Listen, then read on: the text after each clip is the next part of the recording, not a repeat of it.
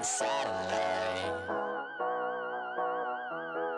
You make me feel like the sun is blasting out a ray of light, ray of light. You got me like ooh, you got me like ah, you got me like ah and ooh, with all the things you do, yeah, anything and everything I make you feel. Well, honey, I'm feeling with you. Girl, you got me like come on.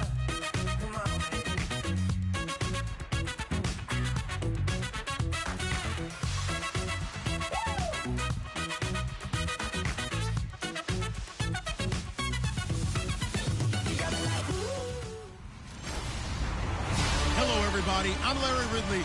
Welcome to the NFL on EA Sports. EA Sports coverage takes us to one of the newest jewels on the NFL landscape, US Bank Stadium in Minneapolis. Straight ahead, we've got a good one on tap here between the Cleveland Browns and the Minnesota Vikings. Kai Forbath set to kick it away for the Vikings, and off we go from the Twin Cities. That's fielded in the end zone. And no run back here. This will be a touchback, and it comes out to the 25-yard line.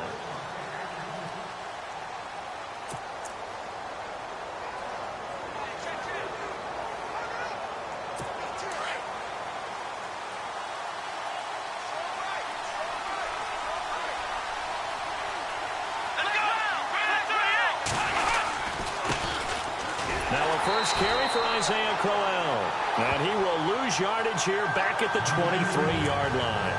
It'll wind up being a loss of 2. And it'll be 2nd and 12. Wow, that play got shut down in a hurry. As soon as the snap came, you could see defensively they were just closing in. That was going nowhere. Yeah, you count on your offensive line to give you a little bit of space, a little bit of time so you can make a move. There was none there for him. Just a couple on the pickup there, and now it's 3rd down.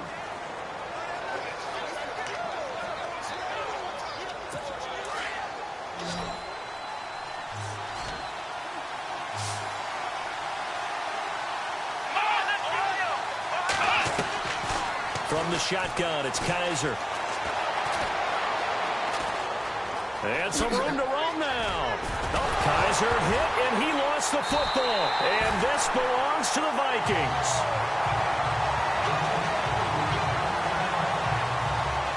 So the defense there, opportunistic. It's nice to give them credit, isn't it? Because so many times it's more a matter of what the offensive guy didn't do. Didn't secure the ball, didn't cover up. In this case, just give credit to where it belongs. Knocked it free, made a big play.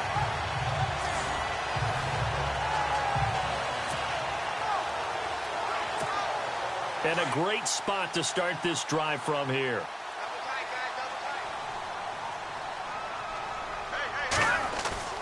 Following the fumble recovery, Keenum. And his first look is incomplete. This defense not going to make it easy for you. They're a physical group, and we just saw it there on that play. He came in, made the contact, just as he's trying to haul it in.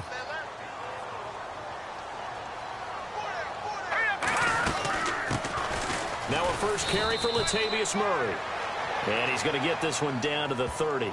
Just a couple there on the 2nd down run. Now they're staring at a 3rd and 8 situation. Pretty good little 2-play sequence there. You force the incompletion, then a very short pickup. Yeah, now maybe you bring in an extra defensive back or 2 because you want to try and defend on 3rd down. They like to play those nickel or sub packages, don't they? Throwing on 3rd down, Keenum. Into a double team, and it's intercepted. Picked off at the 11, and he's going to get this one to the 23-yard line. They told us repeatedly earlier in the week in our meetings, we need some plays from our defense here on the road early. They got one. And don't think they were above all week long pointing out to their defense, but the other defense is rated higher than them. You going to let that happen, guys? Is that how we're going to play? And they responded to the challenge. It's a loss of a yard there, and now 2nd down. Every year I go to the combine and marvel at the speeds that linebackers are running nowadays. They run like DBs. And let's face it, they know how to finish plays too. Eyes up, head up, run right through them. Again, it's Crowell. And he is is swallowed up right at the line of scrimmage. No gain that time, and it leaves them with 3rd and 11 coming up. And on 3rd down, a nickel formation here defensively. And now the Vikings are going to stop it here on defense with a timeout. They'll have 2 remaining as we step aside here in this first quarter.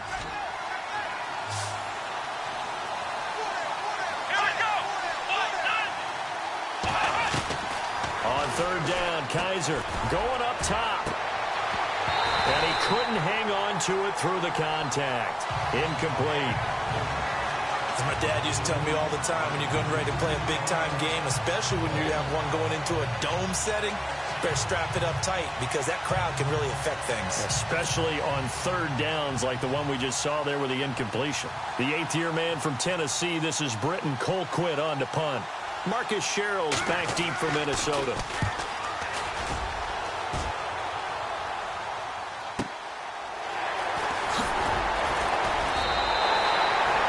A good return there, call it 13 yards. And the Vikings will take over here, 1st and 10. Now the Vikings offense gets set to take over here. That opening drive ended with the INT. It didn't lead to points, but still not the way they were hoping to begin the game. But how about going and telling your defense, thank you, a huge thank you. You said it didn't lead to points, stalled off that drive. Now they've got a chance to redeem themselves and maybe reward their defense a little bit by putting some points on the board on this one. And that's incomplete. That's very well timed there defensively because it's not a bad throw, but the collision came at the exact time he was reaching to bring in the football. Really, really well done. Decent offense, just better defense. I think you're right. On 2nd and 10, Keenum into heavy traffic, and it's intercepted. Picked off by the linebacker, Joe Schobert. And this one will be returned to right around the 38-yard line. So that's back-to-back drives where they've thrown an interception. Ordinarily, we look at the offense and say, what's going on with your scheme? Maybe we should look at the defense and just give them a whole lot of credit. They've got them frustrated right now. Following the interception, Kaiser. Rush coming, and he's taken down. The game plan for any defense is finding ways to make a quarterback uncomfortable in the pocket. When you bring pressure from all angles, you never know who's going to get home. In this case, the left cornerback, right in the face of him, puts him down. On 2nd down, here's Crowell. And he's going to be met at about the 43.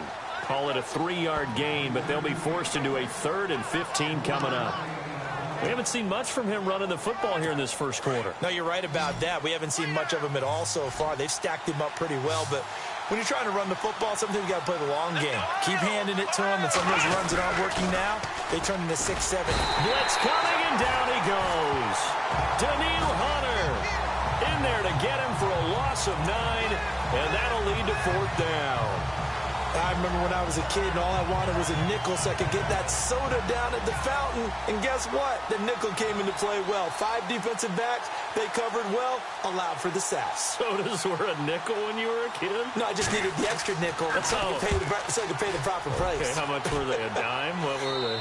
15 cents. No returning this one. It sails out of bounds, and they'll spot it right at the 20. Now Case Keenum in the offense heading back onto the field. What a disastrous start for him so far. He's thrown the ball 2 times, both times intercepted. The heck with his progressions. The heck with what he's seeing downfield. It's really simple, partner. See the color shirts your team's wearing? Throw to those. Not the other color shirt. The color that your team is wearing. That's what the coach is telling him right now. He couldn't quite hold it. Got hit. Ball pops out. Incomplete. You get a tight end like this, and you know he's used to dishing out punishment, but here, he's one that has to absorb the contact, and as a result, unable to hold on to the football. Hurry up, here we go. Off play action. Keenum. And the Browns pressure gets to him that time, and he's going to go down. And I know it seems like we say this a lot in broadcast booths, but a quarterback can hold on to the football too long in these situations. I think he did right there. Oh, I agree with you totally. Sometimes you have to understand situations. Get rid of the football, save some yardage to make it less to gain for the next down. Instead, he was so hipped on ball security, he held on to it and took a big sack. A loss of a yard, and it brings up 4th. That play was well covered, just tried to check it down. Unfortunately, not able to find any yardage on that one. Ryan Quigley, fifth-year man from Boston College, in to punt it away. As the drive goes backwards, so he's on to punt it away. They are, however, facing a fourth down situation. So on fourth down, here's Ryan Quigley now to kick this one away. And they're going to fake it from deep in their own territory. And he will not even make it back to the line of scrimmage. A little trickeration there, but it doesn't fool this defense. It's such a risky play there to fake it. You're either the hero or the GOAT. Here they're going to be the GOAT. Unfortunate, too, because you know they thought they had something there. They don't call it just a call. They don't just say, oh, what the heck, let's go ahead and fake it here. They feel like they've got something on. They've got the defense in the right spot. Just unsuccessful in that opportunity. And nearly picked off. Surprising to see a defender of his caliber let it get away. But it does get away, and it's second down. They'll run it now out of the gun. A second fake. Showed some tough running, but they'll drop him at the 5-yard line. They get 6 here after the incompletion, and it'll leave them with a 3rd and 4. Frustrating for a defense, energizing for an offense. Finding a way to create that type of yardage in your running game, that'll make the guys carrying the ball very, very happy. To throw, Kaiser. Kaiser hit, and he lost the football. And the offense is able to pounce on it inside the 5-yard line. On plays like this where the ball comes free, it's often unusual for the team that lost it to get it back. Because this is the quarterback. The ball gets away from him. Everyone else is trying to execute what they're supposed to do on offense. They're usually looking in the other direction, downfield, or have moved away from him. In this case, though, a teammate is able to come up with the ball. And Gonzalez puts this one through. And the Browns are out to a 3-0 lead. And we were scoreless up until this point in the second quarter. Now we finally have a little action. Let's see where this action takes us. First quarter, no points at all. And now we've got our first score of the game. Well, does that signal that we're going to get more as we go along? Or will it revert back to what we saw in the beginning of the game?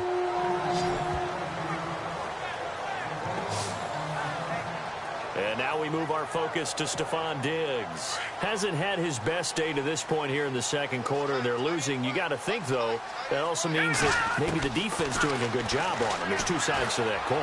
I would agree, so you have to give them credit, but that means you've got to find a way to beat that defense and make sure one of your top playmakers touches the football and has an impact on the game.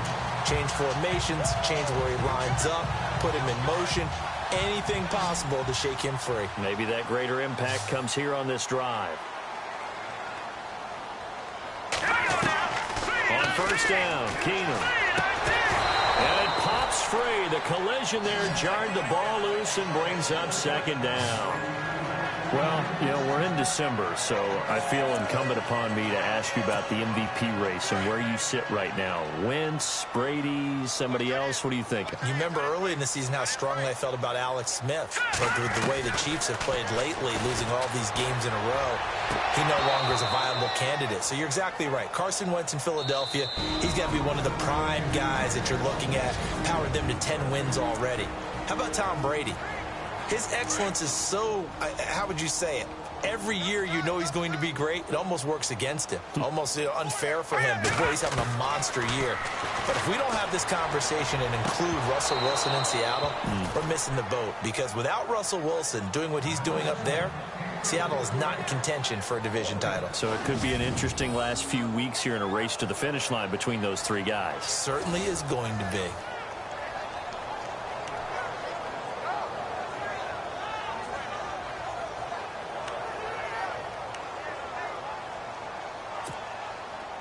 Ryan Quigley on now to kick this one away.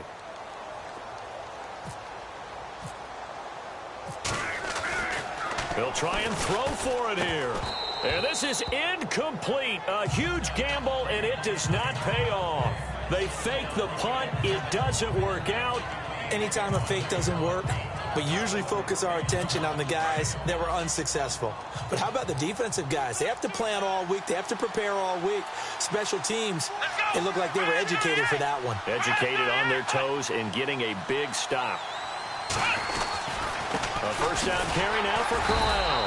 And that play will go nowhere. Losing yardage back near midfield at the 49. That's going to go as a loss of a yard, and it'll be second down. Well, add that play to his resume reel because he went to the Pro Bowl last year. That's how you go to the Pro Bowl. You make plays like that, big-time penetration, and throw people for losses. They'll run it again with Crowell. And he's going to be stopped up at about the 47-yard line. 2 yards on the carry there, and it's going to lead him to third down. Well, he hasn't made much of an impact in the running game thus far, and after that last run, not much is going to change in that area. He hasn't been able to get anything going, and really the offensive line not helping him much. Here's Kaiser. Firing quickly here, and that's complete. And he'll take it down shy of the 45 at the 46. Good defense holds him to only a yard, and it'll be fourth down. Well, the strategy was evident there. Get it to your tight end and make it a one-on-one play with a cornerback. Who's usually going to win that one? The tight end, but not there. Not in this situation. How about the corner defeating that logic and making a really nice tackle? And it's out of bounds. Now we'll see what the side judge says.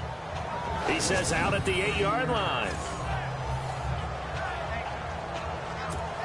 And out now come the Vikings. Very tough spot here for the offense to start. On 1st and 10, here's Keenum. And this will be incomplete. 1:58 to go in this first half of play. More from Minneapolis after this. Don't forget, coming up at halftime, we'll take you to Orlando and Larry Ridley. Larry will have the highlights of this first half, but he won't have touchdowns because we haven't had any to this point. But there's still time, though, partner. And incomplete there. A nice hit. Jars the ball free and brings up third down. But one thing that I've liked defensively is that they've shown them a lot of different looks here in the first half. They've come after them. They've sat back. I think that's what you need to do to keep an offense guessing. And they certainly have kept them on their toes. That's why they haven't had much success on the scoreboard. And he comes back with one complete. And now a timeout called defensively by the Browns. It's just their first, so they'll have 2 remaining here before we get to halftime.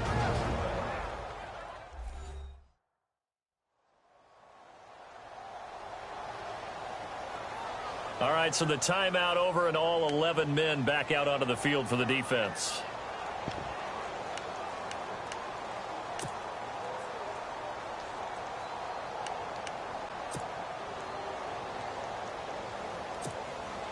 And how about this one now? In their own territory, a gutsy call. They're going to go for this on 4th and a yard. Hurry up, here we go. Green, 39. They will go for it. It's Keenum. And he will have a first down at about the 21-yard line. A gain of 4 on the play. And on 4th down, they're able to convert and move the sticks. Hey, we talked about Adam Thielen a little bit last year, didn't we? Possession receiver, makes some tough catches, gets it done, and he's a homeboy.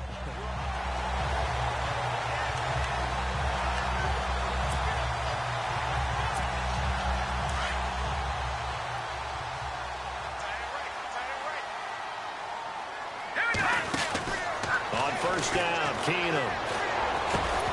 He couldn't quite hold it. Got hit. Ball pops out. Incomplete. On that incompletion, gives us a chance to sneak in. A little bit of an oddity last week. You hear all the talk of East Coast bias in the media. Well, there was some West Coast bias in Week 13. All 5 West Coast teams were winners. The first time that that's happened since 1976. And think about what these wins meant, too. The Rams leading the NFC West. The Chargers tied for the AFC West along with the Raiders, who also won. San Francisco won their second game, but both over brand-name teams. They beat the Giants and they beat the Bears. And the Seattle Seahawks still lurking out there. They're also in contention for the NFC West crown. Now the Georgia Southern man. This is Jerick McKinnon. And now the Browns are going to take another timeout. So that means they're down to 1 remaining here as we head toward halftime.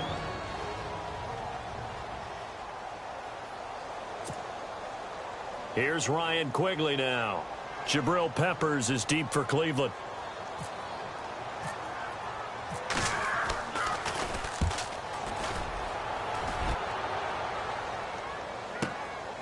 Fielded at the 20. Well, he wasn't too far from breaking that. Officially, give him 15. And the Browns will take over 1st and 10. Deshaun Kaiser making his way out to the huddle. His side, they've got the lead. But I think, he's not happy with how he's played. That's the bottom line. But how many adjustments need to be made when, bottom line, you're winning? Yeah, you're just trying to play better for yourself, because if you do, then you've got a chance to increase your lead, and your team will play better. Look, when you fight your internal battle as a quarterback and you're not playing as well as you want to, just fall back on the old cliche. There's no I in team. There's definitely one in win. Look at that, Davis. Yeah, no I in team, but he'll see if he can pick himself up a little bit here on this drive. Not a big window to throw. Coverage wasn't too bad there. Yeah, they had him under wraps pretty well, but somehow able to muscle his way open and catch the ball. Kaiser now on second down. And his throw is incomplete. Let's face it, you can run the route tree as many times as you want, get in sync, practice it, do all those things. But once you get to game speed, it doesn't always time up quite that well. That one goes incomplete. The Browns on third down. A pretty woeful 0 for 5 thus far. This time it's 3rd and 3. From the gun, Kaiser. He finds Coleman.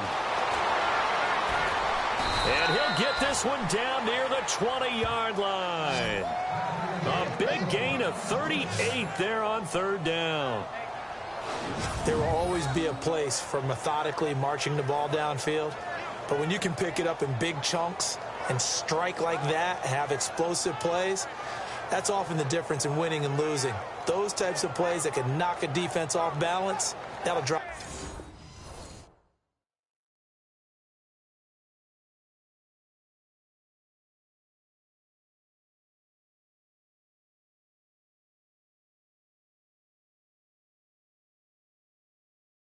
Drive a team towards a victory.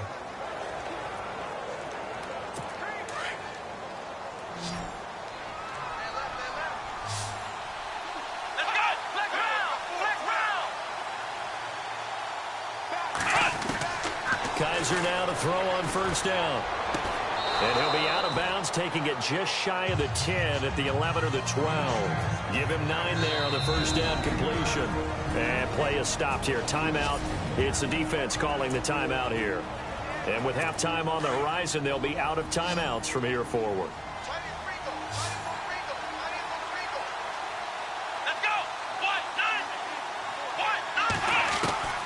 Again, it's Kaiser. That's complete right around the 8. And he's able to get this down to the 5-yard line before he's out of bounds. 7 yards on the pickup there, and now they've got it 1st and goal. So now it's 1st and goal.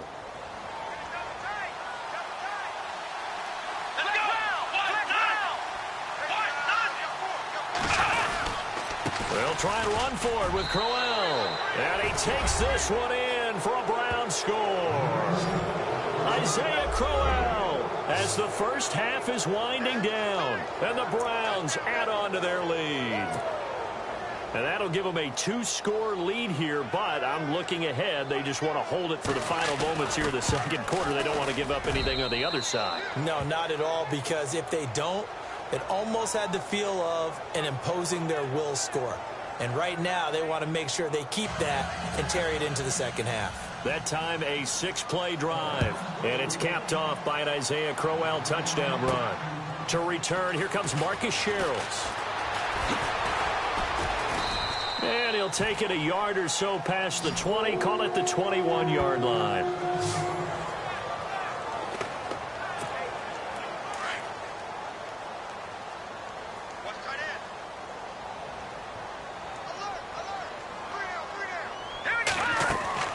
They begin the drive with a run by Murray. And he will fight his way forward to about the 23-yard line. So we reach halftime here, and it's... Sorry, Larry, your hard work appreciated by so many men and women, but not today as we get back to the action in the second half. So both teams have their marching orders, and we'll get going again here in quarter number 3. This is taken at his 4. Spinning past him. And he'll make it across the 20 as his guys will set up shop at the 23-yard line. Out come the Vikings. They'll have it first on offense as we begin the third. They come out here with a 0 on the scoreboard. What was said in that locker room? That's what I want to know. I would love to have been in there because we often have the feeling that there's a lot of shouting, screaming, people upset. But typically, halftime locker rooms are a lot more clinical than that. And in this case, are they upset that the plays weren't working because of execution? Or did they think they were just bad plays to call? Yeah. We'll find out pretty quickly here if they feel like they had something going, but they just need to do it a little bit better or not. We'll find out. Now that's staying ahead of the chains. Really good pickup on first down, hitting the tight end there. Now it brings up a second and manageable. Just found a hole in that zone. And tough going there as he'll only get it up to about the 31. Give him a yard on the run there, and that's going to set up a 3rd down and 2. Well, they're hoping that the second half is better for him than the first half. They've got to find a way to get him going. He's a big part of their offense. The Vikings on 3rd down. A pretty woeful 0 for 5 thus far. Here it's 3rd and 2. Now whistles come in. We're going to get a timeout here by the offense. It's just their first, so 2 remaining as they burn one here in this 3rd quarter.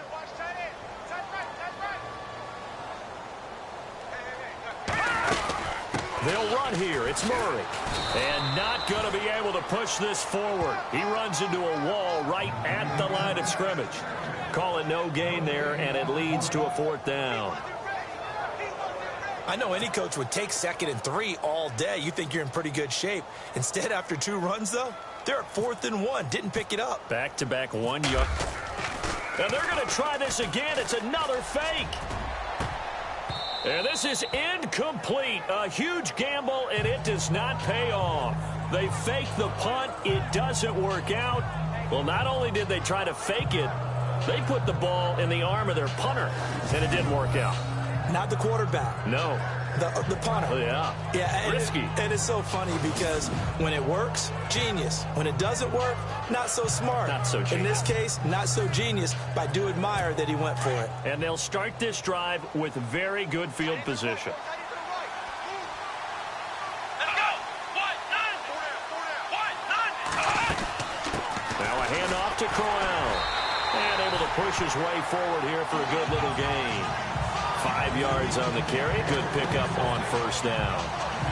Sometimes with the running game, you've just got to stick with it. Look, it's the 3rd quarter, no time to panic. But that also doesn't mean you just do it the same way you've been doing it the entire ball game. Maybe change up some blocking assignments or run a few different plays, but stay with the overall essence of the running game. And the hit jarred it loose. It's incomplete. But pretty good coverage there, and both of these defenses, they've had good coverage throughout this one. No doubt about it, and in today's NFL, where we're used to a bit more scoring, this feels almost like a well-pitched game in baseball on both sides, where the tension continues to build. Who's going to make the big play? And not even back to the line of scrimmage this time as they're on him quickly once more. Anthony Barr got a real education at UCLA in playing not just his normal position of stand-up outside linebacker, but down defensive end. So he had to incorporate a variety of moves, take on bigger people. So he learned great leverage while he was there.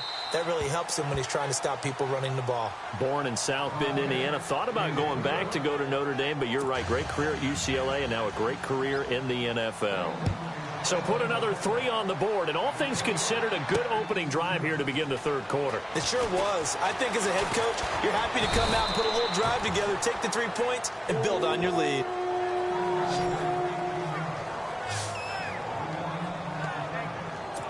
And now out comes Minnesota. Wilson brings up 2nd down. That pass falling to the ground gives me a second to look back to November. Offensive and defensive rookies of